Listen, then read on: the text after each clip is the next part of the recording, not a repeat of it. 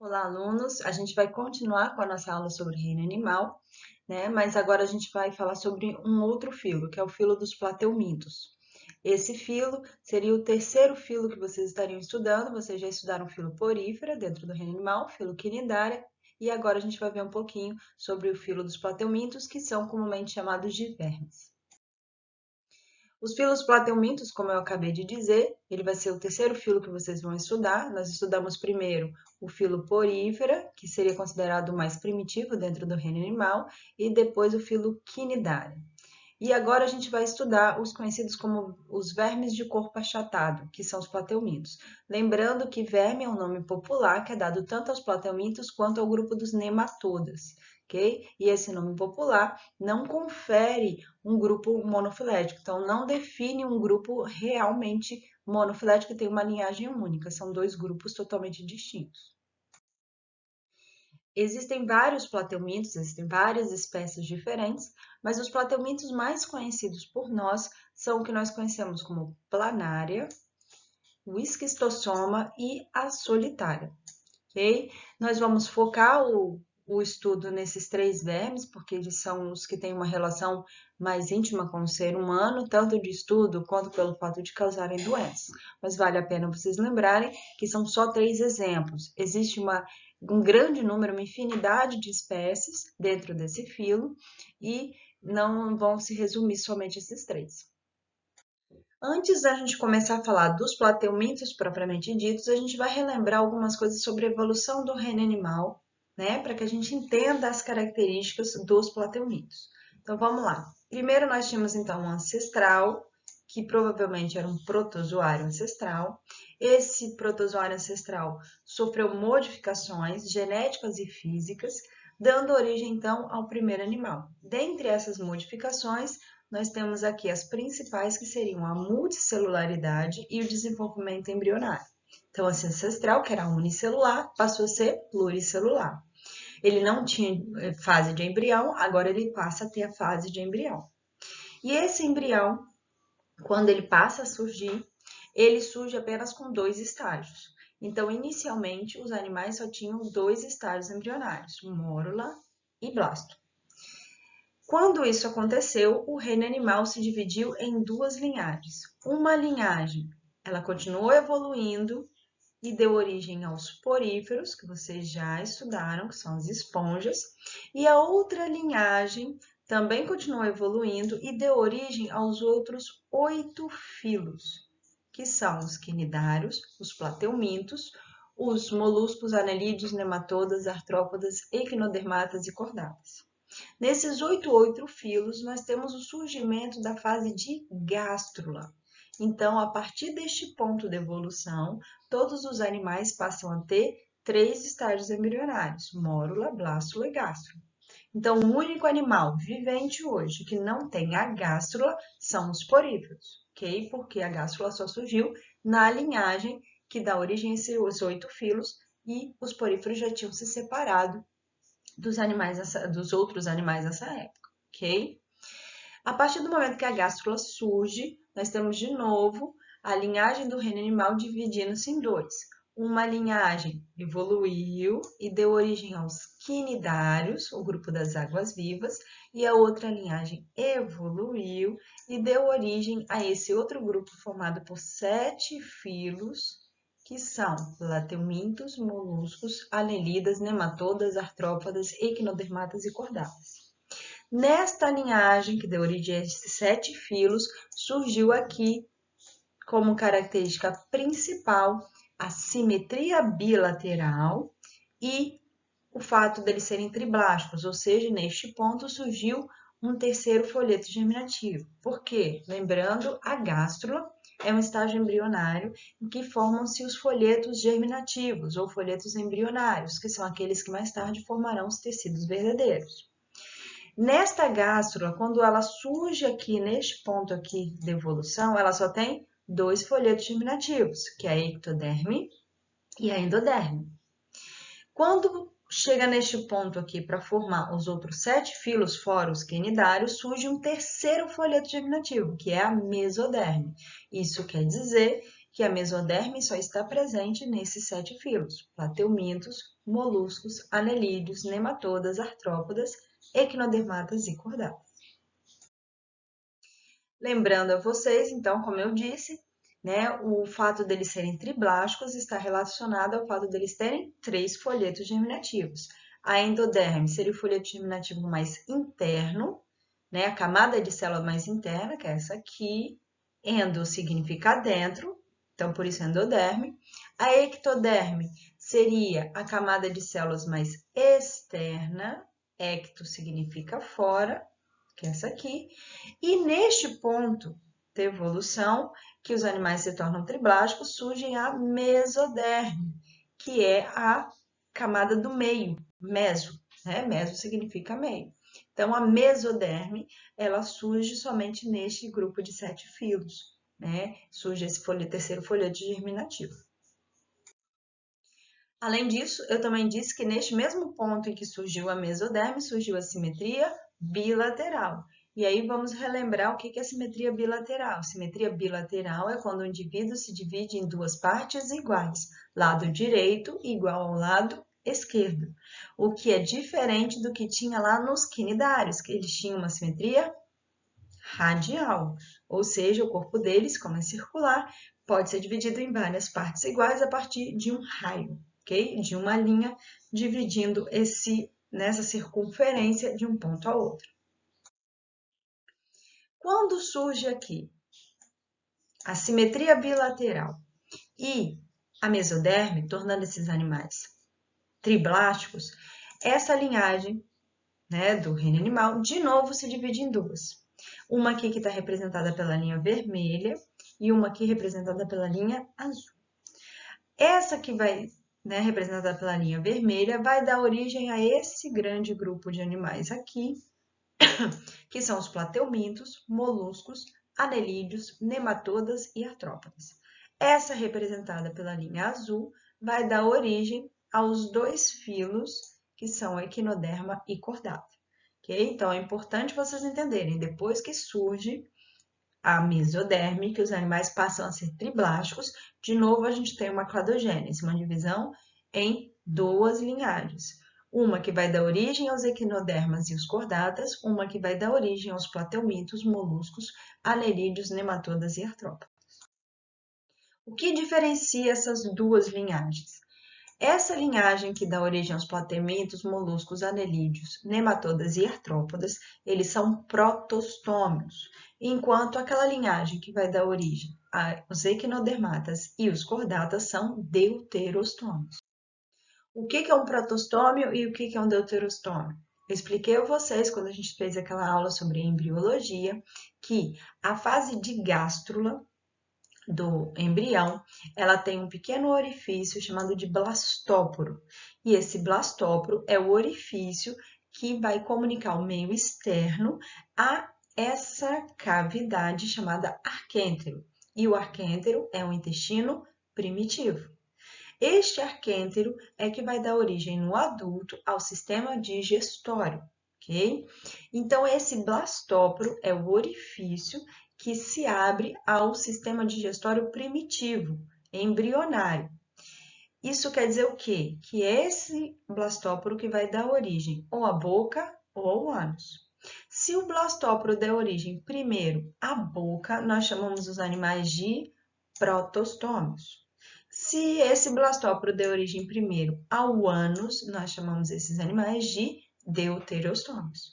Então, a diferença entre o grupo, né, que formou os plateumintos, os nematodas, os moluscos, os artrópodas e os anelídeas, do grupo que formou os cordatas e os equinodermas, aqui cordata e equinoderma é deuterostômios, o blastóporo dá origem primeiro ao ânus, enquanto os plateumintos, anelídeos, artrópodas, nematodas e moluscos, o blastóporo dá origem primeiro à boca, por isso eles são protostômios.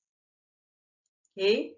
Então, dentro aqui dos protostômios, que é onde estão os plateumintos, que nós vamos estudar hoje, houve de novo, novamente houve uma divisão dessa linhagem em 2. Então, houve aqui uma quebra novamente, a gente tem 2 linhagens. essa em vermelho e essa em azul, ok? Essa em vermelho vai dar origem aos plateumintos, moluscas e anelidas. Essa em azul vai dar origem a nematoda e artrópoda. O que diferenciaria esses dois grupos de protostômios? As principais diferenças entre esses dois grupos de protostômios são diferenças a nível molecular, ok? Então, são diferenças que eles têm a nível de molécula e também a nível genético. Então, não são coisas fisicamente visíveis. No entanto, nós temos uma característica aqui que vale a pena a gente conversar a respeito, que é a característica comum aos plateumintos, moluscas e anelidas, que é o fato de todos eles terem uma larva especial chamada trocófora. Por isso esse grupo é comumente chamado de Lophotrochozoa, ok? Então, esses três grupos, plateumintos, moluscas e anelidas, são chamados de Lophotrochozoa porque tem essa larva. Já os nematodas e os artrópodas, eles têm estágio larval, né? Eles têm fase de larva, mas uma larva diferente. Eles são, né, colocados no mesmo grupo, por quê? Porque eles têm, além das semelhanças entre eles moleculares, eles também têm uma coisa em comum, que é o fato deles fazerem muda, ok? Vocês vão ver isso nas próximas aulas, né? A muda ou equidise, por isso o nome do grupo é Equidizozoa, ok? Bom, mas o que nos interessa hoje é entender o grupo onde estão os plateumintos, que são chamados Lophotrochozoa. Como eu acabei de dizer, o grupo chamado de Lophotrochozoa são aqueles animais que têm a larva do tipo trocófora. Isso não é o nome da larva, sim o nome do tipo da larva. Essa larva, ela tem algumas características, né, como o fato de ter uma banda de cílios, ok? E ser o movimento desses cílios o que gera, né, o batimento desses cílios, o que gera o seu movimento em si, ok? Adicionalmente, este movimento na água, quando é no meio aquático, faz com que eles possam atrair o alimento, e assim essas larvas se alimentam. Então, o que caracteriza os Lophotrochozoa é terem esse tipo específico de larva, chamado de larva trocófora. Dentro dos Lophotrochozoa, que é o grupo onde estão os plateumintos, nós temos aqui a diferenciação entre os três pelo fato de plateumintos serem acelumados, molusca e anelida serem esquizocelumados. O que seria um animal acelumado, que é o caso dos plateumintos, que é o nosso objeto de estudo de hoje, né? Eu expliquei isso na aula de embriologia. Acelumados são aqueles animais cujo embrião não possui cavidades embrionárias, ou seja, a ectoderme, a mesoderme e a endoderme, elas são contínuas. Não existe nenhuma cavidade dentro desses folhetos embrionários e nem entre esses folhetos embrionários. Okay? Nos outros animais, os pseudocelomados e nos celomados, né, como é o caso dos esquizocelomados, existem cavidades dentro ou entre esses folhetos germinativos, coisa que não vai existir em um animal acelomado. Então, nós temos aqui, já para início de conversa, 7 características dentro do grupo dos plateumintos, do filo dos plateumintos, né? Que são características que eu fui comentando durante a evolução do reino animal até chegar neste ponto. Primeira característica, eles têm desenvolvimento embrionário com 3 estágios embrionários, mórula, blástula e gástrula. Segunda característica, eles têm tecidos verdadeiros. Por quê? Porque quem dá origem aos tecidos verdadeiros são os folhetos germinativos presentes na fase de gástrula. Então, se tem gástrula, tem tecido verdadeiro. Terceira característica, eles são triblásticos. Por quê? Porque eles têm 3 folhetos germinativos: ectoderme, endoderme e mesoderme. Além disso, eles têm simetria bilateral. Então, ao contrário do que acontecia nos quinidários, agora esses animais têm um lado direito igual ao lado esquerdo, e não mais uma simetria em raios. Além disso, eles são protostômios. Isso quer dizer o quê? Que na sua fase de gástrula, o blastóporo vai dar origem primeiro à boca, ok? Então, a boca desses animais é originada primeiro que o ânus, isso quando o ânus se forma. Além disso, nós temos nesses animais um tipo de larva chamado de larva trocófora. E por último, nós temos nesses animais uma característica embrionária, que é o fato deles serem acelomados, não possuem cavidades entre ou dentro dos folhetos germinativos.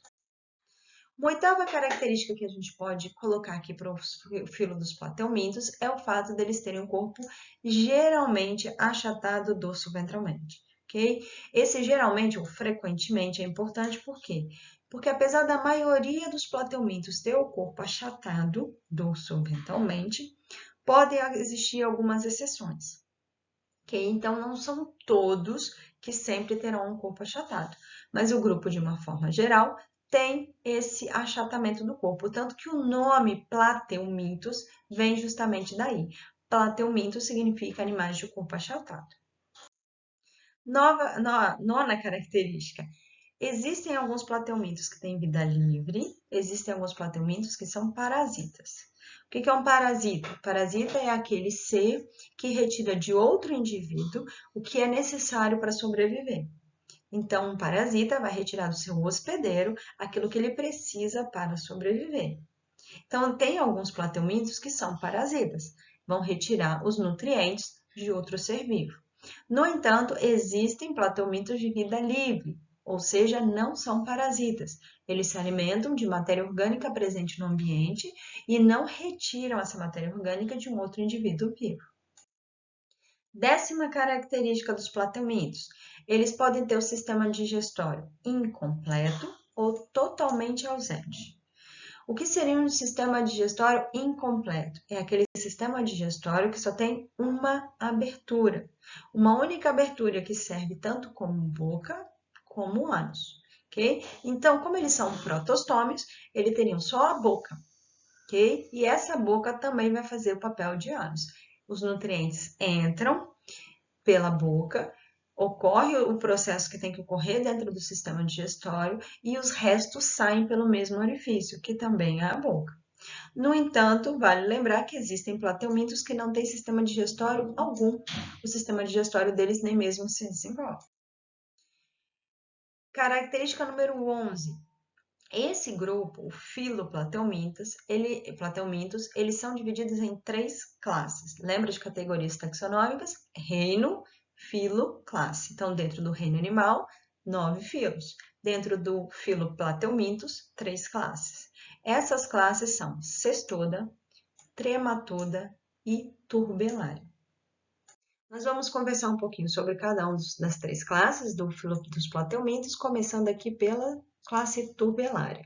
Classe turbelária é composta por animais exclusivamente de vida livre, ou seja, eles não são parasitas. Eles não vão retirar de outro indivíduo o que eles precisam para viver, ok? Então, como eles conseguem o alimento? Eles vão ser predadores ou necrófagos. O que é um predador? O predador é diferente de um parasita. O parasita, ele vive no seu hospedeiro, por isso que o hospedeiro tem esse nome, porque ele hospeda o parasita.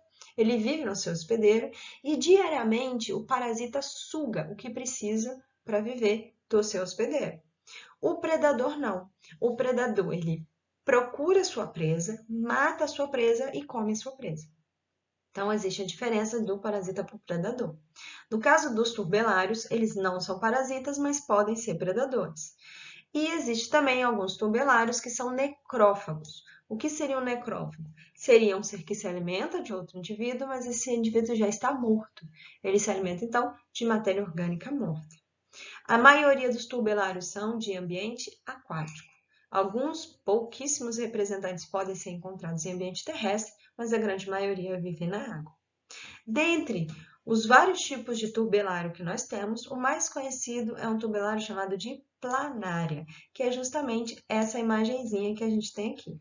Okay? A planária é um verme não tão pequeno, tanto que essa imagem é uma imagem de lupa, não de microscópio, então são só algumas vezes maior do que seria visto a olho nu, e é um verme, né, de vida livre que vive na água, encontrado então em pequenos corpos d'água. Nós vamos aqui algumas características importantes sobre as planárias. As planárias possuem órgãos sensoriais. E esses órgãos sensoriais são do tipo ocelos. O que são órgãos sensoriais? Órgãos que servem para os sentidos. E nesse caso dos ocelos, é o sentido da visão. Então, este grupo de animais tem órgãos de visão, só que não são olhos, são ocelos. Qual é a diferença? Os ocelos é como se fossem olhos primitivos. Eles conseguem perceber profundidade e luminosidade, mas não conseguem perceber formas. Então, ele não consegue perceber que tem uma árvore na frente dele, mas ele consegue perceber que tem alguma coisa na frente dele por causa de uma diferença de profundidade e de luz. E você consegue ver aqui na imagem o par de ocelozinhos, parecem dois olhinhos que ele possui. Esses são os ocelos presentes nas planárias. Além disso, as planárias elas podem se reproduzir tanto sexuadamente quanto assexuadamente. Então, existe a reprodução sexuada e existe a reprodução assexuada. No caso da reprodução sexuada, as planárias são animais hermafroditas. Isso significa que uma mesma planária tem o órgão sexual masculino e o órgão sexual feminino. No entanto, as planárias são incapazes de fazer autofecundação. Então, apesar dela ter os dois sexos, ela não reproduz ela com ela mesma. Ela vai reproduzir com outra planária. Então, duas planárias se encontram e as duas saem grávidas, né? Entre aspas. Esse processo em que nós temos dois seres e um manda gameta para o outro é chamado então de fecundação cruzada, porque são duas planárias e elas, uma manda o gameta para o outro, então é uma fecundação cruzada. Então, apesar de serem hermafroditas, a fecundação delas é fecundação cruzada. Elas também têm uma outra característica que é ter o desenvolvimento direto. O que é o desenvolvimento direto? Não existe nesse grupo fase de larva. Apesar dela fazer parte dos plateumintos e, portanto, dos Lophotrochozoa, que tem como característica ter a larva trocófora, as planárias perderam a sua fase de larva. Durante o desenvolvimento, né, evolutivo desse grupo, a fase larval desapareceu. Então, do ovo sai uma pequena planária, uma planária pequena que só cresce até virar adulta, mas não é uma fase larval, ok?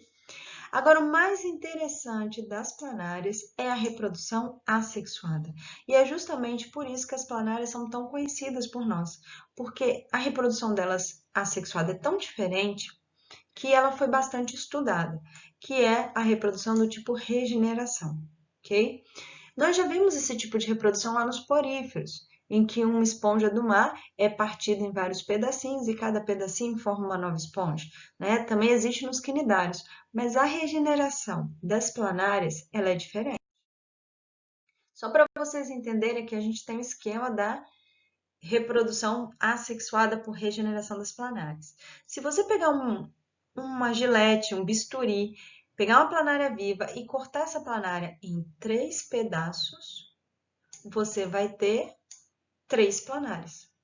Se você cortar em 4 pedaços, 4 planárias. Então, nós temos aqui ele foi cortado em 3, mas eles pegaram só a região da cauda e a região da cabeça. E conseguiram 2 planárias diferentes, ok? E o interessante é que, se eu pegar uma planária e cortar ela no meio, mas não cortá-la totalmente, chegar só até metade dela, ela regenera essas duas partes. Então, vocês estão vendo aqui essa imagem, isso aqui é uma fotografia, em que nós temos aqui uma planária com 2 cabeças. Por que essa planária tem 2 cabeças? Porque ela foi cortada, mas ela não foi cortada até o fim, só cortaram ela até metade. Então, ela ficou com uma cauda e 2 regiões onde tem a cabeça. Outra classe que nós temos dentro dos plateumintos é a classe chamada de classe cestoda. E essa classe é a classe que compõe talvez o verme mais conhecido da população, que são as solitárias. Dentro da classe cestoda, nós temos, né, vários tipos de verme, mas nós vamos usar a solitária como exemplo, porque é mais conhecido. Mas todos os cestodas são endoparasitas, o que significa parasita interno, ok? Vive dentro do seu hospedeiro. E geralmente eles têm mais de um hospedeiro. Eles têm um hospedeiro intermediário e um hospedeiro definitivo, ok? Então, qual a diferença de hospedeiro intermediário para o hospedeiro definitivo? O hospedeiro intermediário é aquele em que o verme vai viver sua fase jovem. Então, se o verme está vivendo na sua fase jovem dentro de um animal, ele é o hospedeiro intermediário. Aquele hospedeiro em que o verme vive na sua fase adulta é um hospedeiro definitivo, porque é nessa fase em que ele vai se reproduzir. Então, no caso aí dos cestodas, geralmente existe o hospedeiro intermediário, ok? Alguns poucos casos de cestodas só tem hospedeiro definitivo, onde ele vive tanto na fase de larva quanto na fase de adulto, ok? Bom, como eu disse, o principal exemplo de cestoda é a solitária. A solitária, que também é conhecida como tênia, que na verdade são duas espécies diferentes, a Tênia solium e a Tênia saginata. Bom, como eu disse, dentro da classe cestoda, o exemplo mais conhecido é o exemplo da solitária. Então, a gente vai ver aqui algumas características das solitárias. Bom, as solitárias, ou o nome mais correto, as tênias, elas recebem esse nome solitária por um motivo. Porque, geralmente, o hospedeiro definitivo, que é aquele hospedeiro que tem o adulto, só tem um verme por vez, que é no nosso caso. Nós somos o hospedeiro definitivo das solitárias. Então, o ser humano, quando ele está com a solitária, ele só tem uma, ok? Pode acontecer de um ser humano ter duas, três solitárias? Até pode, mas a maioria dos casos, a pessoa só tem um adulto. Só sobrevive um adulto no intestino humano. Por isso, as tênias ficaram mais conhecidas como solitárias. Além disso, uma característica muito importante das solitárias é o fato delas fazerem sua reprodução sexuada por autofecundação. O que acontece? As solitárias são animais hermafroditas, então, assim como as planárias, vai ter os dois sexos no mesmo indivíduo. Então, no mesmo indivíduo tem o aparelho reprodutor masculino e o aparelho reprodutor feminino. Só que, ao contrário do que acontecia lá nas planárias, em que ocorria a fecundação cruzada, aqui vai ocorrer a autofecundação. Ou seja, a solitária produz o gameta masculino e o gameta feminino. O gameta masculino fecunda o gameta feminino do próprio indivíduo. Então, os filhos da solitária, okay, são filhos de um único indivíduo. Ele é pai e mãe ao mesmo tempo. E isso foi uma característica evolutiva que foi selecionada neste grupo, possivelmente devido ao fato de que era a única opção. Por quê? Porque a solitária vive sozinha. Se ela está sozinha no intestino, então a única opção de reprodução é ela reproduzir com ela mesma. Uma outra característica que nós temos aqui sobre as solitárias é o fato delas terem um tubo digestivo ausente. Então, elas não têm sistema digestório. Elas vão se alimentar, na verdade, dos nutrientes já digeridos pelo hospedeiro definitivo que somos nós, seres humanos. Então, a solitária ela vive dentro do intestino delgado humano e ela vai absorver os nutrientes que são provenientes da nossa digestão. Então, a gente tem o trabalho de digerir o alimento e quando o alimento já está todo digerido, a solitária só absorve os nutrientes. Então, como ela não precisa fazer digestão, ela não tem sistema digestório.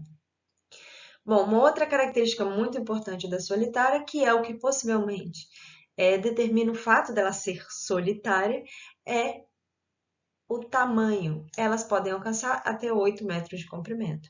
E é possivelmente devido a esse grande tamanho em que elas acabam vivendo sozinhas no nosso intestino delgado, uma vez que o nosso intestino delgado tem de 4 a 6 metros de comprimento.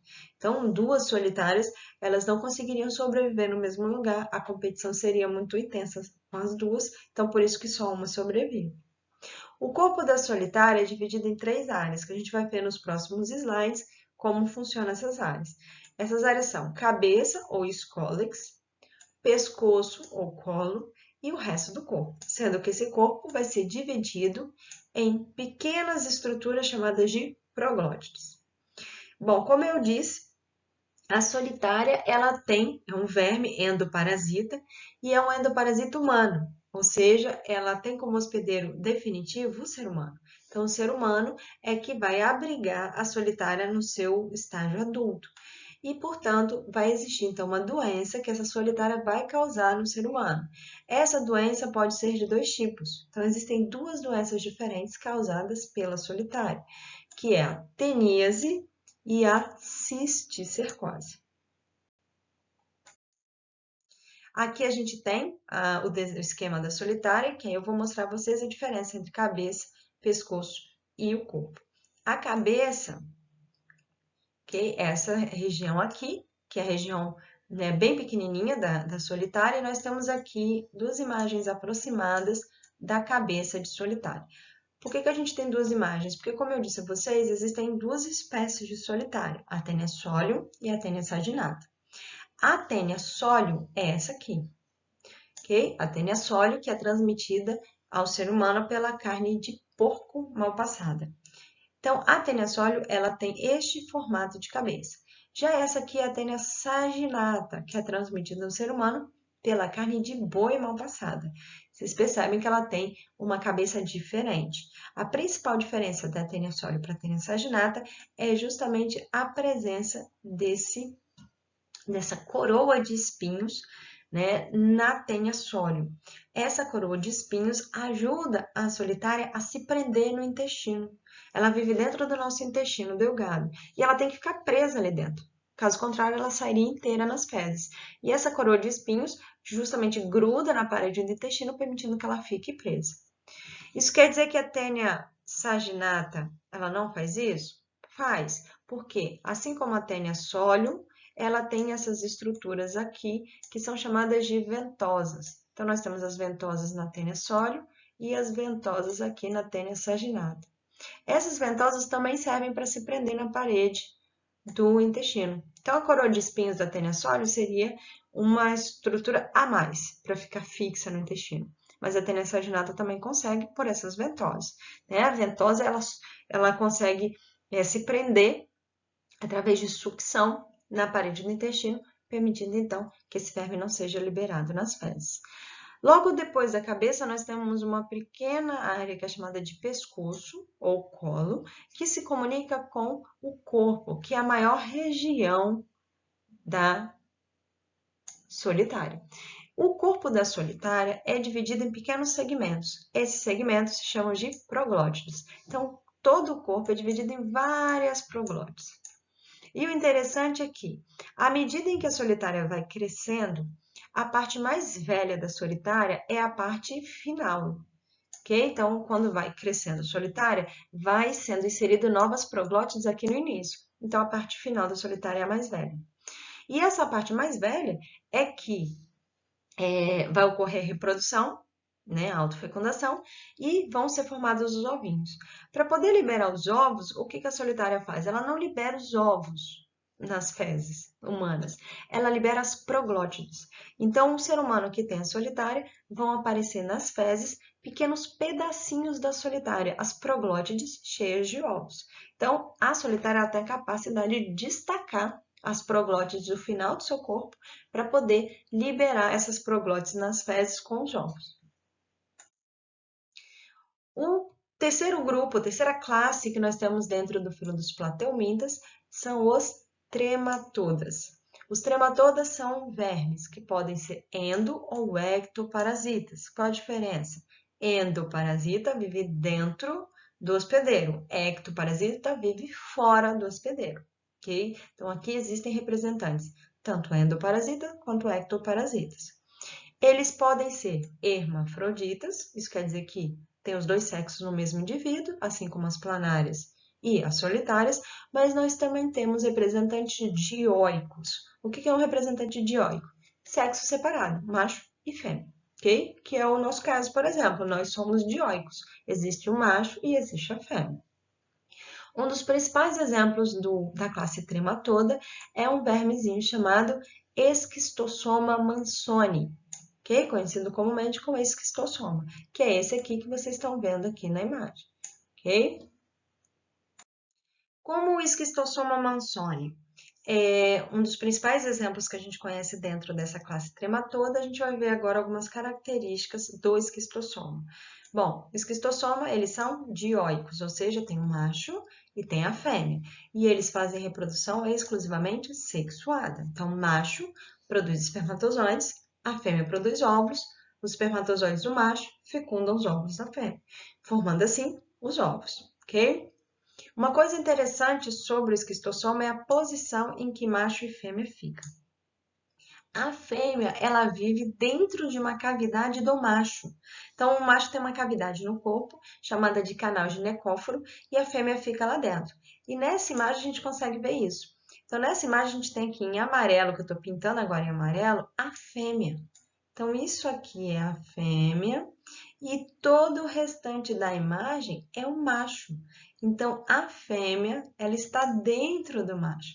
Ela fica dentro dessa cavidade, que é a cavidade ou canal ginecófilo, e ela fica ali associada. Então, quando eles se encontram para formar um casal, originalmente eles estavam separados, fêmea e macho.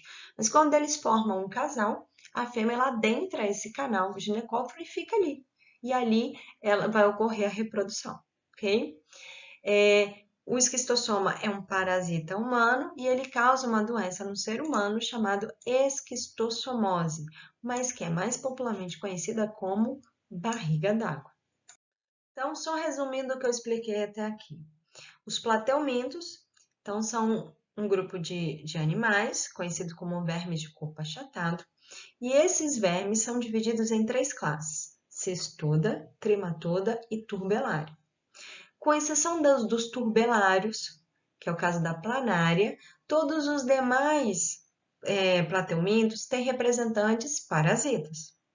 E como nós geralmente só focamos, quando a gente está estudando, nos vermes que causam doenças humanas, então nós vamos entrar em detalhes apenas para estes vermes que causam doenças humanas, que são verminoses humanas.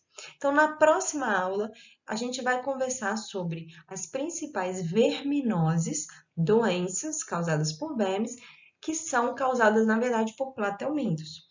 Então, na próxima aula, a gente vai falar sobre a tenise e a cisticercose, que são as verminoses causadas pelas tênias ou solitárias. E nós vamos ver também um pouquinho da esquistossomose, que é uma doença causada pelo esquistossoma. Bom, essa foi a aula introdutória sobre plateumintos. Lembrando que na próxima aula a gente vai continuar falando desse filo, só que agora a gente vai falar mais das verminoses que eles causam. Então, a gente vai focar nas principais doenças humanas causadas pelos plateumintos. Qualquer dúvida, como vocês já sabem, é só questionar.